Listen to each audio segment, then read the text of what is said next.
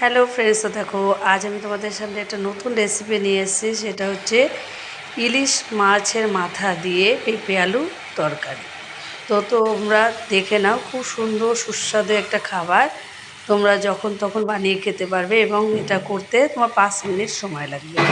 তো কি করলাম, প্রথমে কড়াইতে তেল দিয়ে নিয়ে মাছটাকে ভেজে নিয়েছি। তারপরে সেই তেলের মধ্যেই তোমার অল্প তেলের মধ্যেই দিয়ে দিলাম 5 ফোড়ন, আর তারপরে আলু আর পেঁপেটা একবারে দিয়ে দিলাম।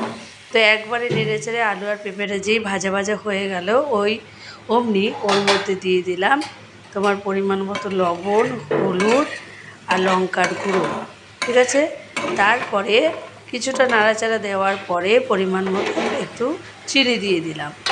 আর অন্য কোনো মশলা আমি দিইনি, সামান্য একটু জিরে দিয়ে দিয়েছিলাম, কারণ এটা তেল ছাড়াই হবে। আর একটা গ্যাসে বসিয়ে দিয়েছিলাম গরম জল। তো গরম জলটা যেই হয়ে গেল, অমনি আমি এখানে যেই আলু আর পেঁপেটা যখনই দেখলাম যে হয়ে এসছে, তখন জলটা দিয়ে দিলাম। এরপরে মাছের মাথাটাও ওর মধ্যে দিয়ে ভালো করে ভেঙে দিলাম। তো দেখো এখন আমার মাছের মাথাটা পুরো গলে গেছে, একদম রেডি হয়ে গেছে। তো তোমরা এরকম করে তোমরা যে কোনো রুটির সঙ্গেও খেতে পারো, এমনিও খেতে পারো। তো কেমন হয়েছে অবশ্যই কমেন্ট করে জানিও। তো টাটা।